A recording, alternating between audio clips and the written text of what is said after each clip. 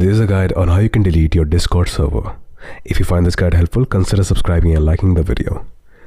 So the first step would be clicking on your server's name. As you can see, I am in the home page of my server. Alright, and it says Adam server on the top. So click on it. Click on the small arrow that is pointing to the right.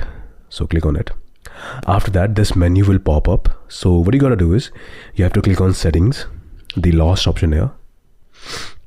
After that, you'll be transferred on this page. You have to click on overview, the first option. Click on it.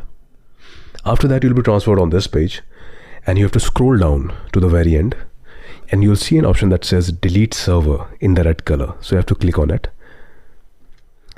After this, it will ask you, are you sure you want to delete Adam server? It'll be your name, your server's name instead of Adam server. And it says this action cannot be undone. So you can't really retrieve your server again. If you click on this, it'll be deleted forever. All right. So click on yes if you're sure. And that's it. As you can see, the server is gone. I can no longer access it. And yeah, that's it. That's how you delete a server on Discord.